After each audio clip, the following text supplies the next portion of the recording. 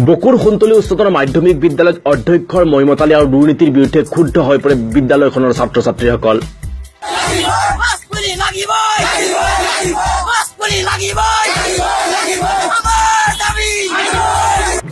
ক্ষুব্ধ ছাত্ৰ ছাত্ৰীসকলে ঘেৰাও কৰে সোণতলী আৰক্ষী চকীও। বিদ্যালয়খনৰ অধ্যক্ষ আশ্ৰাফ আলীয়ে দীৰ্ঘদিনৰ পৰা দুৰ্নীতি অনিয়মেৰে চলাই আহিছে বিদ্যালয়খন।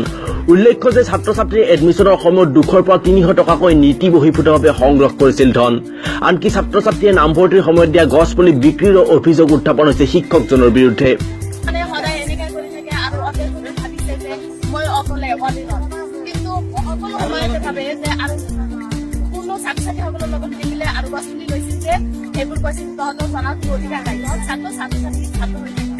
মই কৈছিলো অফিচত এদিনাখন কলে যে নালাগে তহঁতৰ এইবোৰ ঘটনা কৰি থকা নাই।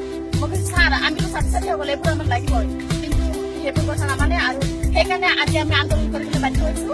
আৰু ইয়াত যদি উচিত বিচাৰ আমি নাপাওঁ তেনেহলে আমি ইয়াত গৈ আৰু তীব্ৰ গতিৰে আমি আগবাঢ়িব।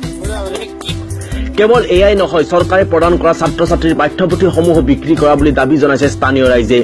ইয়াৰ উপৰি বিদ্যালয়খনৰ ভূমি অবৈধভাৱে গতাই দিয়ে মাহতলী বজাৰ কমিটিক। এই বিষয়ে বিভাগীয় কৰ্তৃপক্ষক অভিযোগ দাখিল কৰিছিল ছাত্ৰ ছাত্ৰীসকলে, কিন্তু তাৰ কোনো ফল নধৰিল।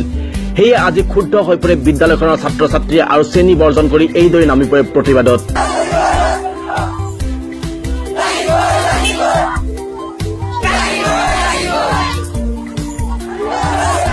বিদ্যালয়খনৰ অধ্যক্ষৰ মহিমতালী আৰু দুৰ্নীতিৰ বিৰুদ্ধে এইদৰে হাতে হাতে বেনাৰ প্লেকাৰ্ড লৈ বিশাল প্ৰতিবাদী সমদল উলিয়ায়। এইদৰে প্ৰতিবাদী সমদল উলিয়াই ছাত্ৰ ছাত্ৰীসকলে সোণতলী আৰক্ষী চকী ঘেৰাও কৰি অধ্যক্ষৰ খামখেয়ালি বন্ধ কৰক, আমাক গছপুলি লাগিবই, অধ্যক্ষৰ বিৰুদ্ধে ব্যৱস্থা গ্ৰহণ কৰক আদি শ্লোগানেৰে পৰিৱেশ উত্তাল কৰি তোলে। অৱশেষত আৰক্ষীয়ে দুৰ্নীতিপৰায়ণ অধ্যক্ষজনৰ বিৰুদ্ধে ব্যৱস্থা গ্ৰহণ কৰাৰ আশ্বাস দিয়াৰ পাছতে প্ৰতিবাদ সামৰে ছাত্ৰ ছাত্ৰীসকলে। গছপুলি লোৱাৰ পিছত ফাৰ্ষ্ট ইয়াৰ ল'ৰা ছোৱালী অধ্যক্ষ মহোদয়ে কৈছিল এইটো গছপুলি যদি নাথাকে আমি ছেকেণ্ড ইয়াৰত প্ৰমোশ্যন নিদিওঁ আৰু এইটো তোমালোকে ভালকে মনত ৰাখিবা। গছপুলিটো মানে আমাৰ ফালৰ পৰা লৈছে, লোৱাৰ পিছত আমি গছপুলিৰ কাৰণে মানে জানাৰ কাৰণে গৈছিলো। প্ৰিন্সিপাল ছাৰে মানে বহুত বেয়া ব্যৱহাৰ কৰি মানে জানাৰ অধিকাৰ নাই কিবা কিবি কৰি মানে আমাক অপমান কৰিছে। এতিয়া প্ৰশ্ন হয়, এইগৰাকী দুৰ্নীতিপৰায়ণ অধ্যক্ষৰ বিৰুদ্ধে ব্যৱস্থা গ্ৰহণৰ সৎ সাহস হ'বনে ৰাজ্যৰ ব্যাগম শিক্ষা বিভাগৰ, নে এইদৰে শ্ৰেণী বৰ্জন কৰি ৰাজপথত চিঞৰি থাকিব লাগিব ছাত্ৰ ছাত্ৰীয়ে?